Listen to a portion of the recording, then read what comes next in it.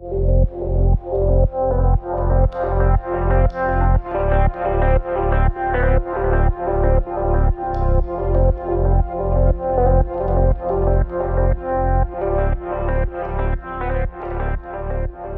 back, guys. Rob McCarthy here with GRBM, and today I'm joined by a special guest. I'll let him introduce himself. I'm Steve Hebert, Chutes. So Steve, I know you're kind of a car guy, so I wanted to start with that. What's your favorite car that you've ever owned, driven? I know you've got a lot of them, so. The Bentley is. Bentley's still your favorite, really? Oh, yeah. Even with all the race cars you've had? Yeah. That one's your favorite? It's 600 horsepower and comfortable. Chutes has really allowed you to have the Bentley, so tell me a little bit more about Chutes, how you got started. Well, about 30 years ago, I went to work for US Chutes, and I was offered a part of the business. He was in bankruptcy.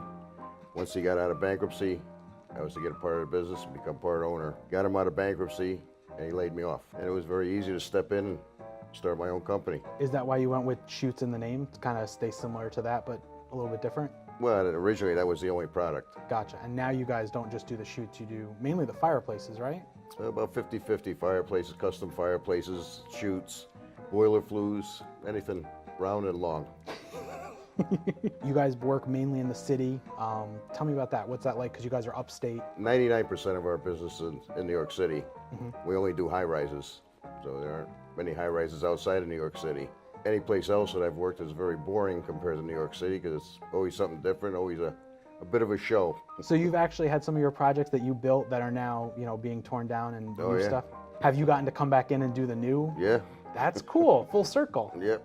What do you think is next for you guys? Developing what we already have. Okay. Making it less dependent on new construction. Looking more towards service now as a part of the business. We talked about you working in New York City. That's a super competitive, space. I know you guys are very niche, but what do you kind of think gives you an advantage over your competitors? Well, our logo, for one thing. We suck less than the other guys. But I only have really one competitor. I'd also say probably your reputation helps. I mean, you've been around a while. You guys have a really good reputation for being honest and fair. The chute industry has always had a reputation for not the most honest people. Where do you see the business going over the next 5 to 10 years? Depends on who's president. The current president, then we'll do well. Okay, you actually meant the president of the nation. Gotcha. I wasn't sure if you meant the company. No. Okay. Trump. You have some kids. All right. They have any interest in coming into the business? None. None? One's cybersecurity engineering, the other one's programming. Yeah, programming could help you with the website, maybe. Yeah. I'm just grasping. We're a family business, and so, obviously, I didn't actually go to school for insurance. I went to school for graphic design. Oh, so you can help me with the website. I'm not very good at it. That's why I went into insurance. So what's your long-term plan? Sell the company, or? I'm 65. There is no long-term plan. 65 is young. I'm looking to get out. Another 3 years. You still got a lot of life left in you. Well, I'm dying. After that, retire somewhere, beach, or stay local? On a boat. A boat. All right, I respect that. When it gets cold, go someplace where it's not.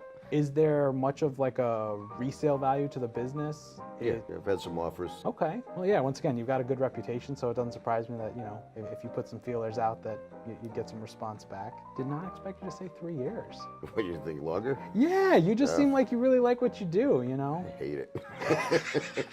So I have one last question, and I almost forgot it. Is there any particular client or situation that you can think of that was like super memorable, where like maybe you guys did something unique, one particular job, anything super memorable over the 30 years? Well, we've done some unique jobs. Did one for Ian Schrager, which is Bond Street, which is pretty famous. Okay. Did some fireplaces there that were all cast iron. Oh, wow. Very unique, and I didn't think anybody used cast iron really anymore. there's only 2 places in the world that still make it. Probably 8 years ago. That was a tough job. Yeah, it's different for you guys to have to work with cast iron versus normally like sheet metal and Well, plus it was half-inch thick, so the piece was like 2,000 pounds each. Then 56 Leonard is pretty famous. The Jenga building, yeah, that one. I know you guys were on that one for well, everyone was on that one. We're forever. still on it. People came in, bought apartments, and then tore them out and rebuilt them. Those apartments started at what, like $5-6 million bucks? I don't think there was anything that cheap. All right, guys, thanks for joining us, and special thank you to Steve from Chutes for coming in. Thanks for having me. It was a pleasure to come here. So for those of you that don't know, we're actually here in Steve's office. Really appreciate Steve letting us come to his place. And Steve, is there anything else you want to add? If you need chute parts, go to Chutes. Take it easy, guys.